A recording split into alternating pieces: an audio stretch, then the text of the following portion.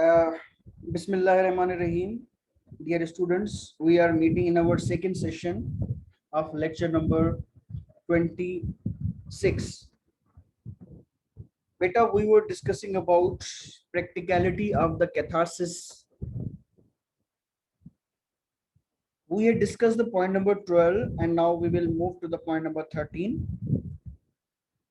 But studies show the opposites are true. यानी कि जैसा कि ऊपर डिस्कस किया गया है कि एक स्कूल ऑफ थॉट है जो कि कहता है कि ये जो सेक्स रिलेटेड मटेरियल होते हैं इनके साथ ये लोग जो उनको अपने पास रखते हैं, इनको देखते हैं, वो कहते हैं कि इससे हमारी एनर्जी रिलीज होती है। और दूसरा स्कूल ऑफ थॉट है वो ये कहता है कि भाई ऐसा नहीं है, बल्कि इससे वो एनर्जी और बढ़ती है। जैसे समंदर का पानी पीने से प्यास और बढ़ती है, तो इन चीज़ों का आदी हो जाने के बाद ये इन चीज़ों की और इंसान को ज़रूरत पड़ जाती है, इंसान इनका मोहताज बन जाता है। ठीक है बेटा, तो यहाँ पे पूछा जा रहा है so is the catharsis approach valid और नॉट। यानी कि ये जो कैथारसिस अप्रोच हमने अभी डिस्कस की है, आया ये वैलिड है या नहीं है, हम अपने आप को क्या बताएं। Number 11, consider if viewing erotica provides an outlet for sexual impulses, places with high consumption of sex magazines should have low rape rates। यानी कि बेटा यहाँ पे कहा जा रहा है कि वो ममालिक या वो मुआशरे जहाँ पे यानी इन चीज़ों पे पाबंदी नहीं होती, ये जो वहाँ पे स्पेशली जो खवातीन होती हैं वो समंदर किनारे बगैर कपड़ों के घूम रही होती हैं मिनी स्कर्ट्स में, तो ये लोग उसको अच्छी चीज़ समझ रहे होते हैं कि भाई इससे इंसान की एनर्जी रिलीज हो जाती है। तो बेटा यहाँ पे क्वेश्चन ये पूछा जा रहा है कि अगर अगर ये बात सही होती कि वाकई भी इसका एग्रेसिव एनर्जी पे कोई पॉजिटिव असर पड़ता है, तो फिर वो ममालिक जहाँ पे इस तरह की आज़ादी है, तो वहाँ पे जहाँ पे यानी सेक्स मैगजीन जो होते हैं वो बहुत ज़्यादा बिकते हैं, तो वहाँ पे रेप तो नहीं होने चाहिए थे, क्योंकि वहाँ पे तो लोगों की वो तस्वीरें देख देख कर उनकी एनर्जी जब रिलीज हो रही है तो उनको तो जरूरत ना पड़ती, यानी गलत तरीके से रेप की तरफ जाकर यानी लो रेप रेट होता। लेकिन ये गलत है, वहां पे रेप रेट भी बिल्कुल वही है जो कि दूसरे मुआशरों में है। इट मीन्स उन चीजों को देखने से भी इंसान बाज नहीं आता और वो एक क्राइम जो है वो करता रहता है। Number 12, after viewing erotica people should experience damaged sexual desire and men should be less likely to view and treat women as sexual objects। यानी एक बार आपने कोई एरोटिका जो है यानी कोई चीज देख ली, तो उसके बाद तो आपकी ये जो सेक्सुअल डिजायर है वो कम हो जानी चाहिए थी, बट उससे क्या होता है, उसका कोई उसको फायदा नहीं होता। Less likely to view and treat women as sexual object, यानी उसका उस पर असर नहीं पड़ता कि वो औरतों को एक सेक्सुअल ऑब्जेक्ट की नजर से ही देखता रहे, बल्कि वो उसको बिल्कुल वैसे ही देखता रहता है। Number 13, but studies show the opposite are true, यानी इसके मुखालिफ बात जो है वो करेक्ट है according to these studies। Number 14, sexually exploit videos are an aphrodisiac, afro aphrodisiac, aphrodisiac। They feed sexual fantasies that fuel a variety of sexual behaviors। यानी कि बेटा ये एक ऐसी ये जो सेक्सुअली वीडियोस होती हैं ये एक ऐसी चीजें हैं जो सेक्सुअल फैंटेसीज को फीड करती हैं जो कि फ्यूल करता है, फ्यूल यानी और बढ़ा देता है सेक्सुअल बिहेवियर्स को। Number 14, should we therefore bottle up anger and aggressive urges, यानी तो फिर क्या हम अपने ये जो एग्रेसिव अर्जेस हो उनको अपने अंदर दबा कर रखें।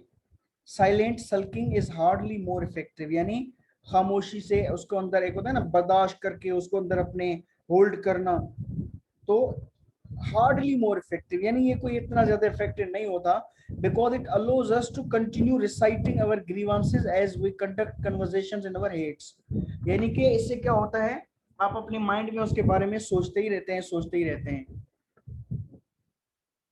Number 16, Fortunately, there are non-aggressive ways to express our feelings and to inform others how their behavior affect us. यानी कि बेटा ऐसा नहीं है कि सिर्फ यही तरीके हैं आपके यानी अपने उस एग्रेसिव बिहेवियर को शो करने के, नॉन एग्रेसिव तरीके भी हैं जिनके जरिए आप जो दूसरे लोगों तक पहुंचा सकते हैं कि भाई आप लोगों का ये जो बिहेवियर है वो हमारे लिए कितना नुकसानदायक है, या आप अपने आप को भी इस तरह की चीजों से रोक सकते हैं नॉन एग्रेसिव वेज के जरिए। वो क्या है? Number 7, across. सर सर हम अपनी एग्रेसिव, जब हमें गुस्सा आता है तो हम सिंपल तरीके से भी तो अपना गुस्सा ठंडा कर सकते हैं ना। जैसे सिंपल थेरेपी है, मैंने देखी थी, नेट पे सर्च की थी कि आपको जब गुस्सा आए तो या तो अपने माइंड में काउंटिंग स्टार्ट कर दें आप, इससे आपका ध्यान चेंज हो जाएगा और आपका गुस्सा खत्म भी हो जाएगा। जी बेटा, और काउंटिंग भी वो जो बिल्कुल आसान उल्टी थेरेपी थी। उल्टी काउंटिंग होती है जो 100, 99, 98, 97 जी से। जी बेटा, जी बिल्कुल ये इन्हीं चीजों के ऊपर हम आ रहे हैं कि ये जो नॉन एग्रेसिव पैटर्न होते हैं अपना गुस्सा उतारने के। ठीक है बेटा। अच्छा, number 17, across cultures those who reframe accusatory you messages as I messages, I feel angry about what you said, or I get irritated when you leave dirty dishes, communicate their feelings in a way that better enables the other person to make a positive response। यानी कि बेटा यहाँ पे सिर्फ I और you का जो word है ये जो हम इस्तेमाल करते हैं इसका भी बहुत ज्यादा फायदा हो रहा है, यहाँ पे बताया जा रहा है। जैसे फॉर एग्जांपल कहते हैं कि भाई तुमने देर कर दी, मेरा टाइम जाया हो गया, तो यहाँ पे कहा जा रहा है कि ये आप तुमको डिलीट कर दो। आप सिर्फ ये कहेंगे भाई मेरा टाइम, मैं लेट हो गया, मैं लेट हो गया। आप डायरेक्टली ये ना बताएं कि भाई आप जो जिम्मेदार हैं इस चीज के, बस आप सिर्फ सिंपली करेंगे यार मैं लेट हो गया, तो यू को आप डायमेंश कर दे, डिलीट कर दें। आप डायरेक्ट ये जो यू आप कहते हैं ना, यू आर द रिस्पॉन्सिबल, आपने ये किया, आपने ये किया, तुमने ये किया, ये चीज सामने वाले को और ज्यादा एंग्री करती है। तो ये एक टेक्निक है कि आप यू को तो यानी डिलीट ही कर दें। बादों का बीवी और शोहर आपस में लड़ते हैं ना, ये यू बहुत ज्यादा इस्तेमाल होता है, तुमने मेरे लिए क्या ही किया है, तुम। ये जो तुम है ये भी बहुत ज्यादा गुस्से की आग को बढ़ाती है, बल्कि घटाती नहीं। अच्छा बेटा, उसके बाद जो दूसरी अप्रोच है, एक तो थी कैथारसिस अप्रोच और दूसरी अप्रोच है social learning approach. Number 1, if aggressive behavior is learned then there is hope for its control। यानी कि अगर हमने कल के टॉपिक में हमने ये लर्निंग थ्योरीज में हमने ये सीखा था कि ये जो एग्रेसिवनेस है ये बंदा लर्न करता है अपने आसपास में से। जब वो देखता है कि मेरा बाप मेरी माँ से कैसे बात कर रहा है, गुस्से से बात कर रहा है, ये चीज खुद सीखता है और फिर कल अपनी बेगम के साथ भी वैसे ही बात कर सकता है, करता है। तो बेटा अगर ये जो एग्रेसिव बिहेवियर है ये सीखा जाता है तो फिर तो इसको कंट्रोल भी किया जा सकता है। तो इसका कंट्रोल भी हम सीख सकते हैं कि कैसे इस पे कंट्रोल पाए। Number 2, aversive experiences such as frustrated expectations and personal attacks predispose hostile aggression। यानी कि बेटा हमने तीसरे दिन वाले लेक्चर में डिस्कस किया था aversive experiences। For example frustration है, फ्रस्ट्रेटेड एक्सपेक्टेशंस हैं और पर्सनल अटैक्स हैं। ये सारी चीजें आपको प्री डिस्पोज करती है होस्टाइल एग्रेशन के लिए, यानी आपके अंदर एग्रेशन को पैदा करने का जरिया बनती हैं aversive experiences. Number 3, so it is wise to refrain from planting false unreachable expectations in people's minds। यानी कि बेटा इससे क्या होता है कि आपको अक्सर कहा जाता है ना कि भाई आप उम्मीदें ना रखें, तो आप इतनी उम्मीदें क्यों रखती हैं? फॉर एग्जांपल आप कहते हैं कि भाई फॉर एग्जांपल बीवी अक्सर शोर से लड़ती है कि भाई तुम लेट क्यों आए, मैंने अभी तक खाना ही नहीं खाया। भाई आप खा लेते हैं, आप एक्सपेक्टेशंस क्यों करते हैं कि भाई हम साथ ही खाएंगे? ठीक है बेटा, तो अपनी एक्सपेक्टेशंस को, यानी वो एक्सपेक्टेशन जिस पे सामने वाला बंदा पहुंच ही ना पाए, ऐसी एक्सपेक्टेशंस नहीं रखनी चाहिए ताकि आपको गुस्से का कोई मौका मिले। तो number 1, control your own expectations. Number 2, कि आप कभी कभी एक्सपेक्ट करते हैं कि लोग सिविलाइज वे में बात करें, लोग धीमे लहजे में बात करें। आप ये एक्सपेक्ट करना छोड़ दें। आप ये एक्सपेक्ट करना, ये आप ये जो फ्रेम बना के बैठे होते हैं ना कि भाई लोगों को इस तरह से बात करनी चाहिए, लोगों को इस तरह करना चाहिए, ये करना चाहिए, वो नहीं करना चाहिए। आप लोगों के लिए कायदे कानून बना के बैठे होते हैं और उनकी एक एक बात को उन कायदे कानून के हिसाब से जांचते हैं, परखते हैं, और जो उनकी बात नामुनासिब होती है वो बात आपको आग बबूला कर देती है। तो बेटा आप ये फ्रेम तोड़ दें, आप सिर्फ और सिर्फ अपनी दुनिया के हुक्मरान बन जाएं, दूसरे लोगों को कंट्रोल करना छोड़ दें, उनसे एक्सपेक्ट करना छोड़ दें। आप यही समझें कि भाई any time anything can happen, किसी भी वक्त कोई भी बात, कोई भी चीज हो सकती है। आपको बस मेंटली उस चीज के लिए तैयार रहना है। कोई भी कोई नामुनासिब बात करे, आपको आप पर फर्क ना पड़े, आप पर फर्क ना पड़े। कोई आपसे गुस्से से बात भी कर जाए, आपके साथ नामुनासिब बिहेव करे, आप पे फर्क ना पड़े। अगर आपने महसूस करना छोड़ दिया ना, आपको तकलीफ कब होती है बेटा, गुस्सा कब होता है, जब आप महसूस करते हैं। फॉर एग्जाम्पल आप सोए पड़े हैं, कोई भी बंदा सोया पड़ा है, अब अगर उसको दूर से कोई यानी क्या कहते हैं कि उसकी कोई इंसल्ट कर जाए, अब कई तरीके होते हैं इंसल्ट करने के। अब वो बंदा सोया पड़ा है, वो तो देखता ही नहीं है। जब उसने देखा ही नहीं तो क्या वो फील करेगा इंसल्ट को? क्या उसको गुस्सा आएगा? तो बेटा आप फील ना करें। जब आप फील नहीं करेंगे तो आपको वो चीज तकलीफ नहीं देगी। एक आपने देखा होगा ना, सुना अनसुना, देखा अनदेखा, यानी देखने के बावजूद भी आप उस तरह से बिहेव करें कि मैंने कुछ देखा ही नहीं, सुनने के बावजूद भी आप उस तरह से बिहेव करें कि मैंने कुछ सुना ही नहीं। लेकिन बेटा उस लेवल तक पहुंचने के लिए आपको बड़ी क्या कहते हैं कि ट्रेनिंग से गुजरना पड़ेगा, अपनी सेल्फ, अपनी पर्सनालिटी की, तब जाकर आप उस लेवल पे पहुंच जाएंगे। अच्छा, number 4, anticipated rewards and cost influence instrumental aggression. यानी कि बेटा ये कौन है? ये जो एंटीसिपेटेड रिवॉर्ड्स होते हैं कि भाई मुझे ये चीजें मिलेंगी, वो चीजें मिलेंगी, इन चीजों की वजह से जो है इंस्ट्रूमेंटल एग्रेशन वजूद में आती है। फॉर एग्जाम्पल कोई बच्चा कहता है कि मैं जब रोऊंगा, चीखूंगा, पुकारूंगा, झगड़ा करूंगा, तब मुझे अब्बा जो है वो पैसे देंगे मोटरसाइकिल के लिए। ठीक है, तभी वो इन चीजों को अडॉप्ट करता है ताकि वो अपने अब्बा से मोटरसाइकिल के पैसे ले लें। Number 5, this suggest that we should reward cooperative non aggressive behaviour. यानी अब ये बताया जा रहा है कि आपके सामने आपका बच्चा चाहे कितना चीखे चिल्लाए, आप उसकी ब्लैकमेलिंग में ना आए, क्योंकि एक बार आप उसकी ब्लैकमेलिंग में आ गए, उसके गुस्से को आपने रिवॉर्ड कर दिया, फिर वो ये जान जाएगा कि अच्छा अब्बा को अम्मा को मनाने का यही तरीका है, बस अपने आप को यानी अपने रोना है, चीखना है, धमकियां देना है, मैं बिजली में हाथ डाल दूंगा, मैं अपने आप को गाड़ी के नीचे दबा दूंगा, मैं अपने आप को आग लगा दूंगा। यही तरीके होते हैं ना जो बच्चे अक्सर इस्तेमाल करते हैं। तो बेटा इन तरीकों पे कब पहुंचते हैं, जब बच्चे शुरू में छोटी छोटी चीजों पे ये तरीके अडॉप्ट करते हैं और वालिदैन वो बातें मान जाते हैं। ना ना बेटा ना, मेरा बच्चा, आप ना करें, ये ले लो पैसे, ये आप जाके करें। तो बेटा उन बच्चों का यानी इंतहा बहुत बुरी होती है। अच्छा, number 6, in experiments, children become less aggressive when caregivers ignore their aggressive behavior and reinforce their non-aggressive behavior।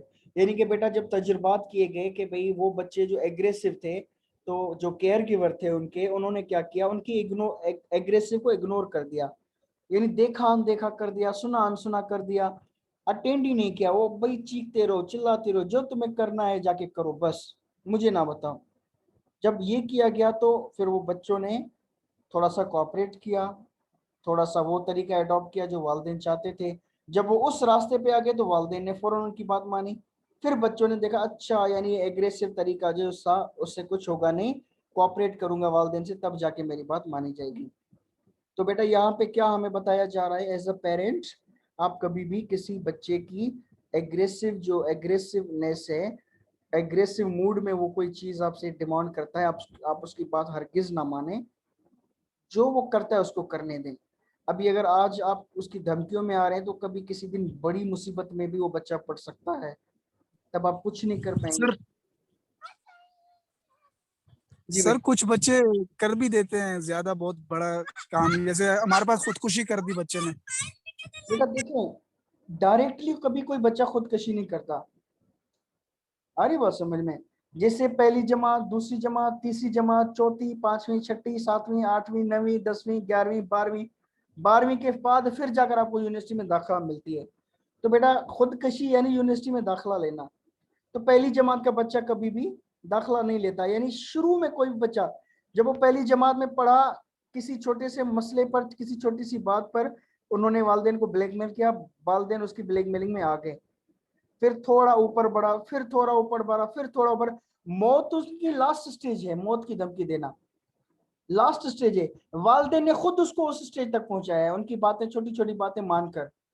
अगर वो शुरू में उनकी छोटी बातें नहीं मानते और उनको ये बंद बात देते कि भाई ये जो आपका एग्रेसिव तरीका है ब्लैकमेलिंग का, इसमें हमने नहीं आना है, अब आपकी मर्जी है, जाओ जो कुछ करना है करो, तो पहली जमात वाला बच्चा कभी भी ये चीजें ना करता। यानी जो शुरू वाली स्टेज वाला बच्चा है वो कभी भी आगे नहीं होता, लेकिन वालिदैन ने खुद उनको उस स्टेज तक पहुंचाया है। अब पहले फॉर एग्जाम्पल छोटा सा बच्चा है, रोता है, रोने के बाद उसको कोई चीज मिलती है, अब उसको पता है अच्छा मुझे कोई भी चीज चाहिए तो मुझे रोना पड़ेगा, फिर वो रोता है।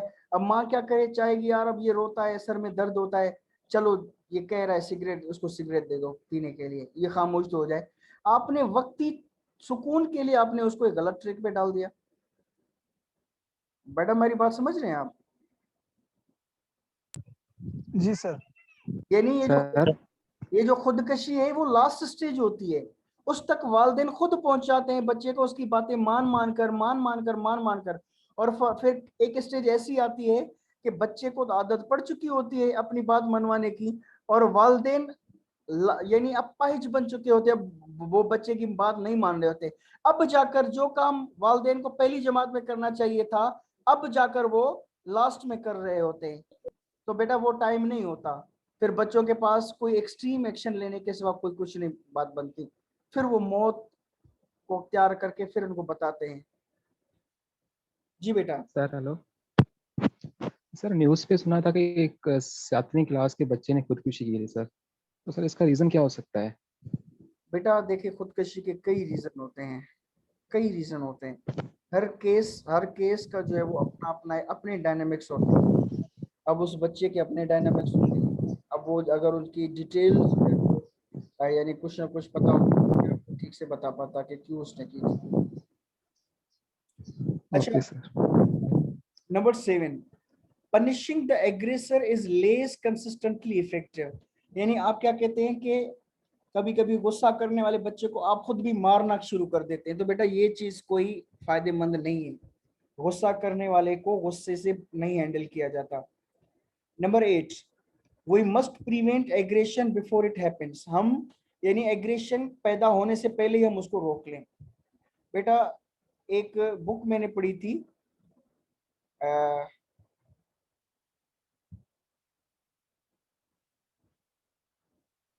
उसके ऊपर बेटा सुकरात के बारे में था, कोई श्रीलंका का बुद्धिस्ट था, उसने वो बुक लिखी थी, और उसने जो है यानी लिखा था कि सुकरात एक बार किसी, ये जो प्रोस्टिट्यूशन की जगह होती है वहां से निकल रहा था, तो उसका टीचर था, उसने उसको देख दिया, और जब उसने देखा कि मेरा टीचर ने मुझे इस जगह से निकलते देख लिया है, तो उसने आगे बढ़कर और टीचर को कहा कि सर मैं शर्मिंदा हूँ, मैं शर्मिंदा हूँ। तो उसके टीचर ने कहा कि बेटा आपको काम करने के बाद शर्मिंदा नहीं होना, बल्कि जब इस काम के बारे में आपके दिमाग में आइडिया आया था ना, तब आप शर्मिंदा होते, तो आज हमारी मुलाकात इस शक्ल में ना होती। इट मीन्स एक चीज हो चुकने के बाद आप उसको रोकते हैं।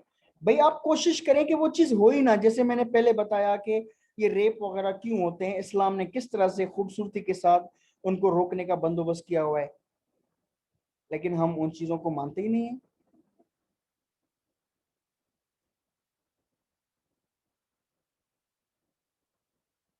अच्छा, number we must teach non aggressive conflict resolution strategies. यानी कि बेटा हमें क्या करना चाहिए कि फॉर एग्जांपल एक बरसात पड़ चुकने के बाद आप कहते हैं पानी आ रहा है, कैसे करूं, क्या करें।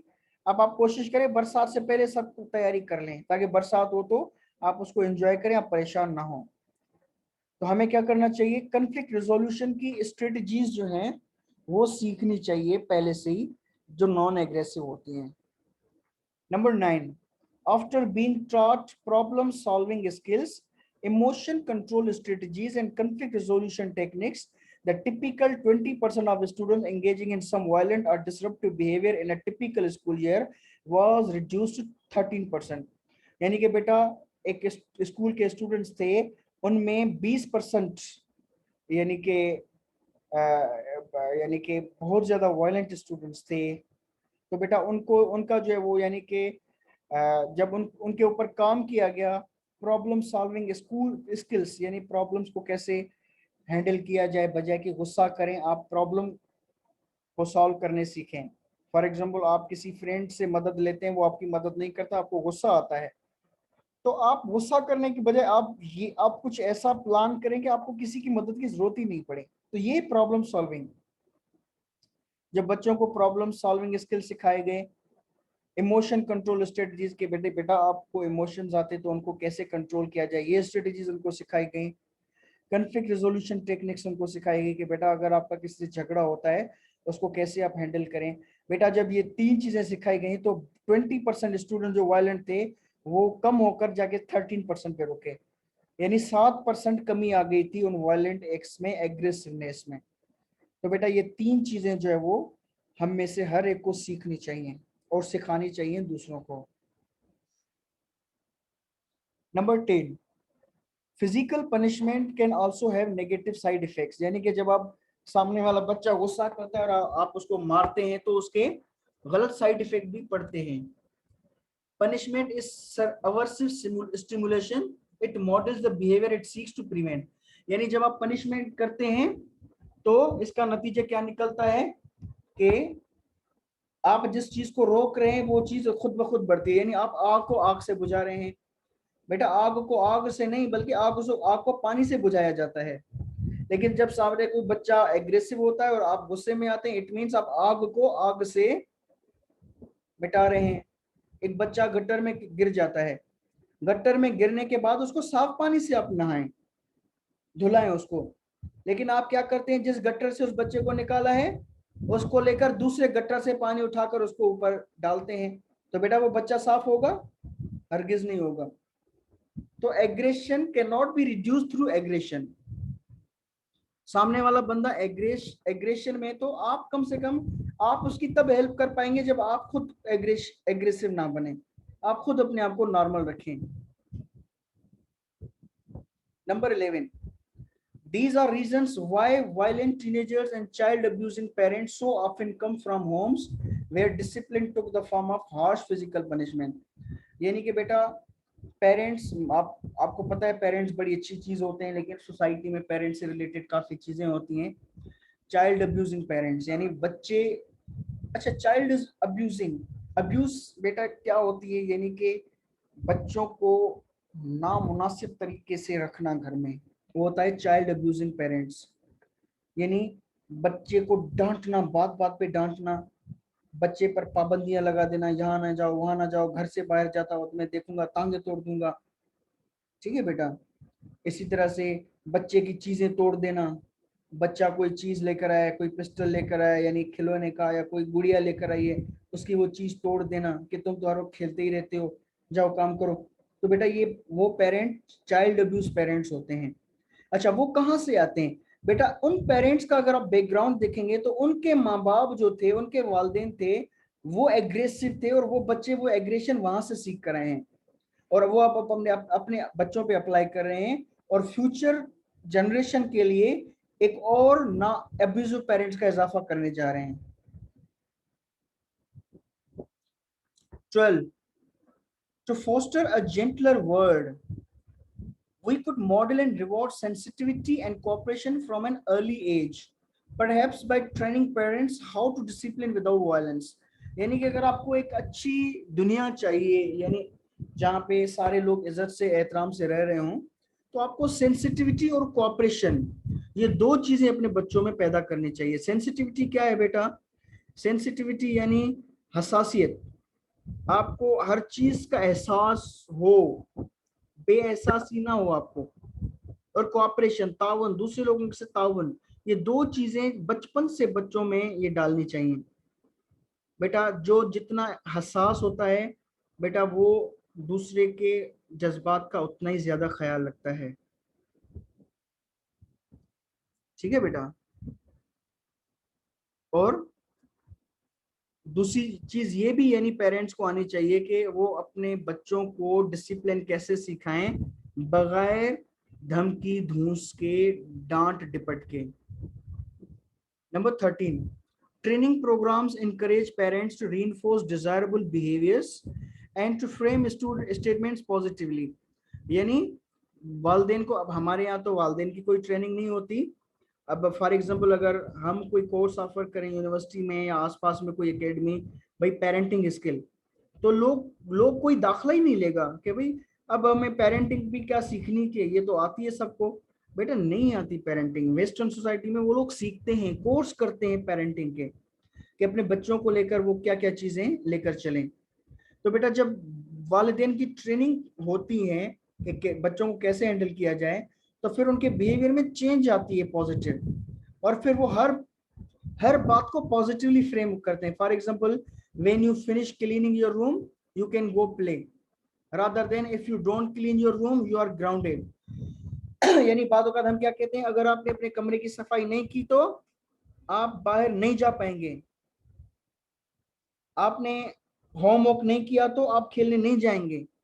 ये नेगेटिव है। इसको पॉजिटिव कैसे आप बनाते हैं? बेटा आप कमरे को साफ करने के बाद आप खेलने के लिए जा सकते हैं, बेटा आप अपना होमवर्क करने के बाद आप खेलने के लिए बाहर जा सकते हैं। अब आप देखें, मकसद वही है, लेकिन अल्फाजों को आगे पीछे कर दिया जाता है, तो एक पॉजिटिव बन जाता है, एक नेगेटिव बन जाता है। तो इस तरह की छोटी छोटी चीजें जिनकी तरफ हमारा ध्यान ही नहीं जाता, वो ट्रेनिंग के जरिए वालिदैन में डाली जाती है कि वो अपने बच्चों के साथ कैसे हैंडल करें ताकि उनके बच्चों में एग्रेशन ना आए। Number 14, one aggression replacement program has reduced rearrest rates of juvenile offenders and gang members by teaching the youths and their parents communication skills, training them to control anger and raising their level of moral reasoning। यानी कि बेटा एक programme, ये सारी western societies की चीजें हैं जहाँ पे इस तरह की पॉजिटिव चीजें होती हैं। एग्रेशन रिप्लेसमेंट प्रोग्राम यानी एग्रेशन को कैसे खत्म करें, ये प्रोग्राम था। उसमें बेटा क्या होता है, जुवेनाइल ऑफेंडर्स कौन होते हैं? वो बच्चे जो 10-11 साल से लेकर 17-18 साल के होते हैं, और वो कोई गलत काम करें तो उनको क्रिमिनल नहीं कहा जाता बल्कि जुवेनाइल ऑफेंडर कहा जाता है। तो बेटा अगर जुवेनाइल ऑफेंडर्स को ये प्रोग्राम दिया जाता है, एग्रेशन रिप्लेसमेंट प्रोग्राम से गुजारा जाता है, उनकी तरबियत की जाती है, उनकी ट्रेनिंग की जाती है, तो फिर दोबारा वो अरेस्ट नहीं किए जाते, यानी दोबारा वो काम ही नहीं करते जिसके लिए वो अरेस्ट हों, वो सीख कर फिर बाहर चले जाते हैं। लेकिन वो बच्चे जिनकी इस तरह का कोई प्रोग्राम नहीं दिया जाता, तो वो बच्चे दोबारा क्राइम करके फिर वापस आ जाते हैं जेलों में। तो री अरेस्ट रेट यानी दोबारा से गिरफ्तार होने का रेट जो है वो कम हो जाता है जब आप इस तरह के प्रोग्राम से गुजारते हैं बच्चों को। इनमें क्या होता है, आप बच्चों की कम्युनिकेशन स्किल्स पे काम करते हैं, मोरल रीजनिंग पे काम करते हैं, कंट्रोल यानी गुस्से को कंट्रोल करने के स्ट्रेटजीज पे काम करते हैं। Number 15, aggressive stimuli also trigger aggression, यानी आपके आसपास में कोई ऐसी एग्रेसिव वाली बातचीत होगी तो वो भी आपको यानी एग्रेसिव बना देगी। This suggest reducing the availability of weapon such as handguns, यानी इसीलिए कहा जाता है कि अमेरिका में बेटा सबसे बड़ा मसला आजकल हैंडगन का चल रहा है, यानी वहां पे हर बंदे के घर में गन पड़ी है। अब जब गन पड़ी है तो फिर वो झगड़ों में इस्तेमाल भी होती है, यानी घर में जो चीज पड़ी होगी वो इस्तेमाल जरूर होगी। इसीलिए कहते हैं कि अक्सर लोग ये जो लाठियां रखते हैं कि भाई लाठी रखें ताकि झगड़े में काम आए, बेटा जो चीज आप रखेंगे वो इस्तेमाल में जरूर आएगी। पिस्टल रखते हैं कि भाई शायद काम आए, तो वो घड़ी जरूर आएगी जब आप पिस्टल को इस्तेमाल करेंगे। तो कहते हैं ऐसी चीजें ही ना नहीं रखनी चाहिए आसपास में जो आपको गुस्सा दिलाएं। Number 16, in 1974 Jamaica implemented a sweeping anti-crime program that included strict gun control and censorship of gun scenes from television and movies। बेटा जमाइका वेस्ट इंडीज की एक छोटी सी रियासत है, वहां पे बेटा 1974 में एक प्रोग्राम चलाया गया, एंटी क्राइम प्रोग्राम। उसमें क्या किया गया था, ये जो बंदूकें होती हैं ये हर घर से बंदूकें उठवा ली गई थी कि बेटा भाई अब हम किसी को भी इसका लाइसेंस नहीं दे रहे हैं, बंदूकें उठवा ली गई थी। और दूसरी बात कि उनके जितने भी टेलीविजन प्रोग्राम थे उनमें इस पे पाबंदी लगाई गई थी कि किसी भी टेलीविजन के ड्रामे के किसी सीन में भी पिस्टल नहीं दिखाया जाएगा। तो बेटा इनसे भी उनकी क्राइम रेट पर बहुत बड़ा असर पड़ा था। Number 15, exposed to television in its formative years।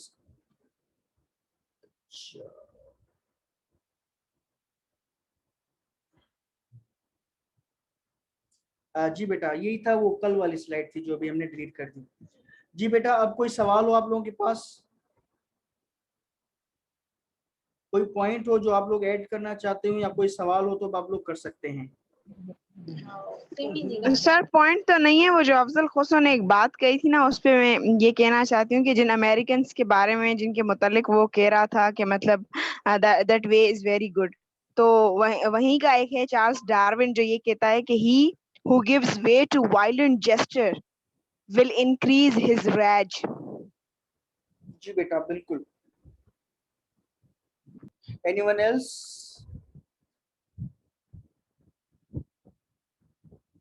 जी बेटा अगर किसी के पास सवाल नहीं है तो फिर हम अब सेशन को एंड करेंगे।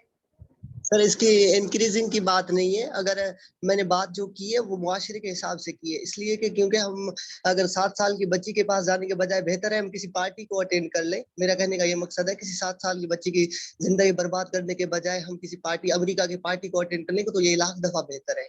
तो हम किसी मासूम और किसी की जिंदगी को उजाड़ने के बेहतर है, मैंने ये बात की थी सर। मैं आपकी पॉइंट से एग्री करता हूँ और ये उस तरीके से ये आप वाला तरीका बहुत बेहतर है, लेकिन इस तरीके से भी वो तरीका इस्लाम वाला बेहतर है कि भाई आप इस तरह के माहौल में ना जाएं कि आपके दिल में ये ख्यालात पैदा हों। आ रही बात समझ में बेटा? और सर हम जिस मुआशरे से ताल्लुक रखते हैं हम उसी मुआशरे को लेकर ही बात करेंगे और सर। दूसरी बात, हमारा मुआशरा इस्लामी मुआशरा है। जी बेटा। जी सर, हम इस्लाम को फॉलो क्यों ना करें सर? बिल्कुल सर, और हमारे पास एक नहीं 100 तरीके हैं, 1000 तरीके हैं टू कंट्रोल हमारा इस्लामी जब ऐसा काम होते हैं तो लोग मजहब के ऊपर बहतान लगाते हैं, उस पर ब्लेम करते हैं, जबकि मजहब में इस बात को किसी किस्म वही नहीं। आप हमारे इस्लामी मुल्क के थोड़े दास्तान भी सुन लो। यहाँ पर बच्चियों के साथ रेप होता है, यहाँ पर मोटरवे के साथ लड़की अकेली नहीं जा सकती, यहाँ पर अगर अकेली लड़की नजर जाती है तो 100 नजरें उसमें अंदर। यही तो बात हो रही है कि हमारे इस्लामी मुल्क के कारनामे ये है, हमारे घर के बच्चे, हम डरते जब हम घर से बाहर निकलते तो हमारे मासूम बच्चे पीछे सेफ नहीं होते। ये हमारा इस्लामी मुल्क है सर, हम उसकी बात नहीं कर रहे, मुआशरे की बात कर रहे हैं। हमारे यहाँ अमेरिकन डिफेंस का अगर चले जाए तो डिफेंस में भी 90% कोई भी चीज नहीं होता। नहीं निकाल सकते ना, बुराई को बुराई से नहीं मिटाया जाएगा अफजल। अगर आप अंग्रेजी मुआशरे के बारे में बात कर रहे हैं तो भाई वो आप उनके तौर तरीके को लेकर आप इस चीज को कम नहीं कर सकते ना। हमारे पास तो कम नहीं कर सकता, आप खुद बात बता दें। हमारी अगर मुआशरे में इतनी फ्रस्ट्रेशन बढ़ गई है तो उसका कोई हल, हमारे यहाँ कितने पोर्नोलॉजी की वेबसाइट्स यूज हो रही है। अफजल सिद्दीक प्लीज हमें इस्लाम ने दिया है कि आप इस एग्रेशन को बढ़ाएं। हमने कोई इस्लामी कोई वीडियोस से हमारा एग्रेशन हमारा फ्रस्ट्रेशन बढ़ा है। सारे 5 फिंगर्स आर नॉट इक्वल मेरी बहन, 5। अच्छा बेटा मेरी बात सुने, देखिए अफजल जो आपने बातें की ना, इस्लामी मुआशरा, इस्लाम है कहाँ पे आपके पास? इस्लाम सिर्फ और सिर्फ देखें कलमा पढ़ने से कि ला इलाहा इल्लल्लाह मुहम्मद रसूलुल्लाह आप मुसलमान नहीं बन जाते मेरे बच्चे। इस्लाम यानी इस्लाम की जो तालीमात हैं, कुरान की जो तालीमात हैं, हदीस की जो तालीमात हैं, उनका तो अता पता ही नहीं है हमारी जिंदगी में, तो फिर ये इस्लामी मुआशरा कहाँ से आ गया मेरे बच्चे? तो बेटा देखें सिर्फ कलमा पढ़ने सर वही बात सर, मैं भी वही कर रहा हूँ ना कि सर हमारा इस्लामी मुआशरा सिर्फ नाम का रह गया है। जी तो हम बस यही बोल रहे हैं ला इलाहा इल्लल्लाह मुहम्मद रसूलुल्लाह, कलमा हमने पढ़ लिया, मुसलमान हम हो गए, बस यही बात कर रहा हूँ मैं। जी बेटा अच्छा, इसके लिए पता है सबसे बेस्ट वे क्या है इस तरह के एग्रेशन को रोकने के लिए? शादियों पे जो है ना आजकल, अगर कोई 17-18 साल के बेटे या बेटी की शादी करते हैं तो लोग तनकीद करते हैं, यार अभी बच्चा था क्यों शादी करा दी। बेटा वो लोग बच्चे जो होते हैं ना, लड़का 13-14 साल की उम्र में बालिग हो जाता है, लड़की 11-12-13 साल की उम्र में बालिग हो जाती है। उसके बाद यानी they are capable for marriage. तो 18 साल की उम्र परफेक्ट एज है मैरिज के लिए। लेकिन हमारे यहाँ क्या होता है बेटा, अभी आप देखें 35-35 साल, 38-38 साल, 40-40 साल की ख्वातीन हो जाती हैं और अभी तक वो अपना कैरियर बना रही होती है कि अभी हमें कैरियर बनाना है, फिर शादी करनी है। तो बेटा शादी की भी एक उम्र होती है, और दरमियान में क्या बंदा गुनाह करता रहेगा? दरमियान में क्या बंदा जो है वो गलत चीजें करता रहेगा?